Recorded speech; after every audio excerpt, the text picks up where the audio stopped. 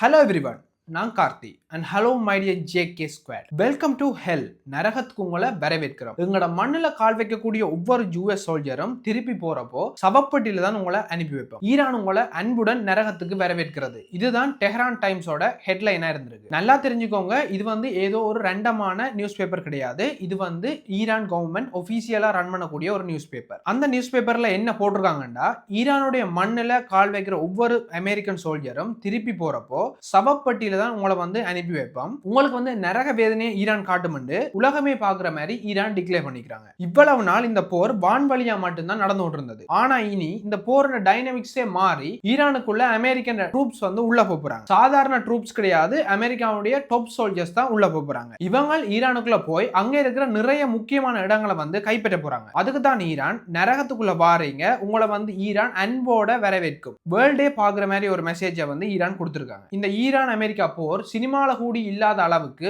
ட்விஸ்ட ஒவ்வொரு நாளும் எங்களுக்கு கொடுத்துக்கிட்டு இருக்காங்க. நினைச்சு கூட பார்க்க முடியாத அளவுக்கு மிடில் ஈஸ்ட்ல இந்த போர் மிக பெருசா ஆகிக்கொண்டே இருக்குது. மிடில் ஈஸ்ட்ல அப்படி என்ன நடந்து கொண்டிருக்குன்ற பற்றி இந்த வீடியோல நான் உங்களோட டீட்டெயிலா சொல்றேன். அதோட இந்த போர் எங்களை எப்படி அஃபெக்ட் பண்றதுன்ற பற்றியும் சொல்றேன். பிகாஸ் இந்த போர் பெருசாக ஒவ்வொரு நாளும் நாங்க அன்றாட வாழ்க்கையில செலவு செய்யக்கூடிய விஷயங்கள் எல்லாமே வந்து அதிகரிச்சு கொண்டே போகுது. அதனால இப்படி வீடியோஸை நீங்க தொடர்ந்து பாக்குறதுக்கு நீங்க இன்னும் கார்த்திக் ஜேகே யூடியூப் சேனலை சப்ஸ்கிரைப் பண்ண பார்த்து கொண்டு இருந்தீங்கன்னா சப்ஸ்கிரைப் பண்ணுங்க. அப்பதான் நான் ஒவ்வொரு நாளும் வந்து வீடியோ அப்லோட் பண்ணி போட்டுருவேன். அந்த வீடியோ வந்து நீங்க ஒவ்வொரு நாளும் பார்க்கறதுக்கு யூடியூப் அல்கோரிதம் உங்கள்கிட்ட கொண்டு சேர்க்கறதுக்கு சப்ஸ்கிரைப் பண்ணீங்கன்னா தான் அது வந்து உங்கள்கிட்ட கொண்டு சேர்க்கும். ஸோ நீங்க சப்ஸ்கிரைப் பண்ணிட்டு ஜேகே ஸ்குவாட்ல ஜாயின் பண்ணுங்க. முதல் விஷயம் என்னன்னு பாத்தீங்கன்னா, கிட்டத்தட்ட இந்த போர் தொடங்கி 30 நாட்களை தாண்டிட்டுது. இந்த 30 நாட்கள்ல சாராம்சமா என்ன நடந்ததுன்னு பார்ப்போம். இந்த போர் தொடங்கின முதல் நாளே யூஎஸும் இஸ்ரேலும் சேர்ந்து ஈரானுடைய சுப்ரீம் லீடர் அலி ஹமேனியை முதல் நாளே குண்டு போட்டு கொண்டிருந்தாங்க. அதுக்கு பிறகு யூஎஸ் F-35 B-2 போமர்ஸ் ட்ரோன்ஸ் அப்படின்னு சொல்லி யூஎஸ் டாப் ஃபோர்ஸை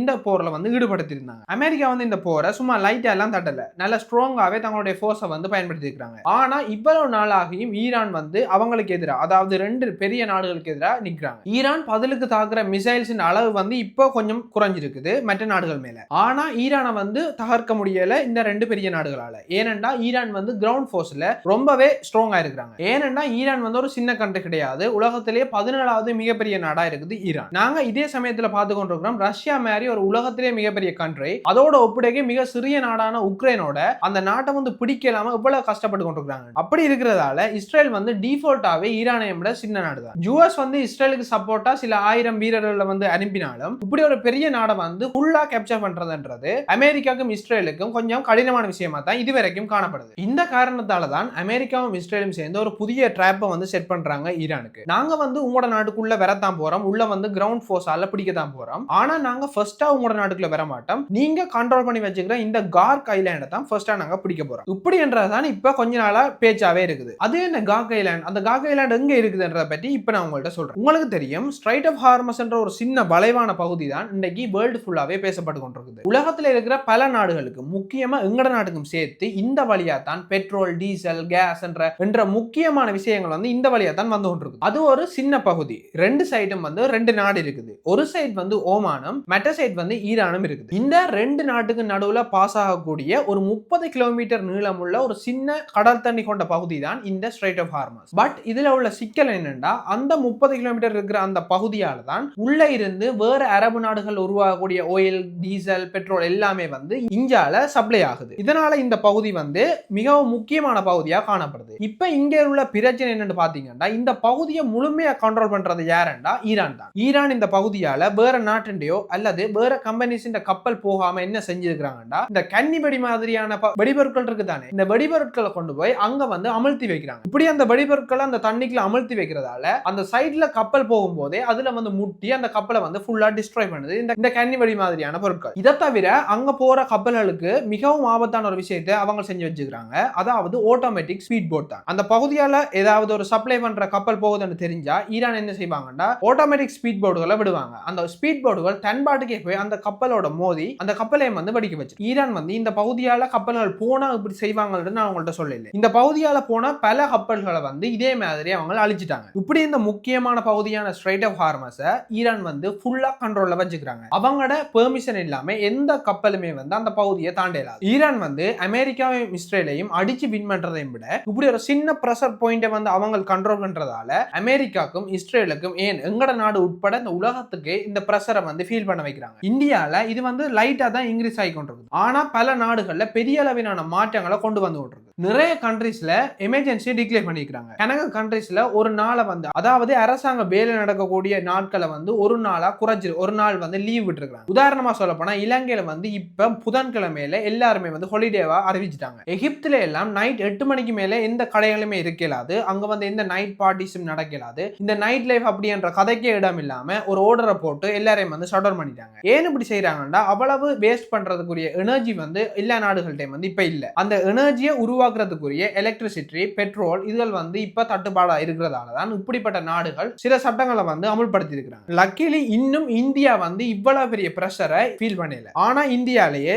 நிறைய இடத்துல இந்த பிரச்சனை வந்து பெரிய பிரச்சனையா மாறிக்கொண்டிருக்குது. அப்ப ஸ்ட்ரைட் ஆஃப் ஹார்மஸ் என்ற இந்த சின்ன பகுதியை வந்து கண்ட்ரோல் பண்றதால ஈரான் மொத்த உலகத்துக்குமே ஒரு பிரஷரை கொடுத்து இந்த போரை வந்து நிறுத்தி வைக்கலாம். ஏனென்றா இப்ப எல்லா கண்ட்ரியுமே அமெரிக்காட்ட என்ன சொல்லுவாங்கடா, டேய் போதுண்டா நீ பண்ற வேலையால எங்கட நாட்டுல இருக்க சாதாரண மக்கள் எல்லாருமே வந்து பாதிக்கப்பட்டு கொண்டிருக்கிறாங்க. எல்லா நாடுகளுமே அமெரிக்காவுக்கும் இஸ்ரேலுக்கும் எதிராக தங்களுடைய கருத்துக்களை வந்து முன்வைப்பாங்க. இப்படி அமெரிக்காவும் இஸ்ரேலும் எடுக்கிற இந்த முடிவுகளுக்கு எதிராக கருத்துக்களை முன்வைக்கிறதால அமெரிக்காவுக்கும் இஸ்ரேலுக்கும் ஒரு பிரஷரை வந்து இந்த நாடுகள் எல்லாம் சேர்ந்து பில் பண்ணுவாங்க. இதுதான் ஈரானுடைய முக்கியமான வார் ஐடியாவா இந்த டைம்ஸ்ல வந்து இருக்குது. இப்படி ஒரு பிரஷரை எல்லா நாடுகளும் சேர்ந்து அமெரிக்காவுக்கும் இஸ்ரேலுக்கும் பில் பண்றதால இப்ப அமெரிக்கா என்ன யோசிக்கிறாங்கடா, எப்படி ஈரான் இந்த போரையும் உலகத்தின் மொத்த பொருளாதாரத்தையும் ஒரு சின்ன பகுதி ஒரு 30 கிலோமீட்டர் நீளமான ஸ்ட்ரைட் ஆஃப் ஹார்மஸ ஃபுல்லா கண்ட்ரோல் பண்றதால உலகம் ஃபுல்லா பிரஷரை ஃபீல் பண்ண வைக்கிறாங்களோ அதே மாதிரி ஈரானுடைய மொத்த ஆயில் சப்ளையும் இருக்கிற அந்த கார்க் ஐலாண்டை நாங்க பிடிச்சா இதே பிரஷரை வந்து ஈரானுக்கு ஃபீல் பண்ண வைக்கலாம்ன்றதான் அமெரிக்கான லேட்டஸ்ட் பிளானா இருக்குது. எங்களுக்கு பார்க்க ஒரு விஷயம் நல்லா தெரியுது.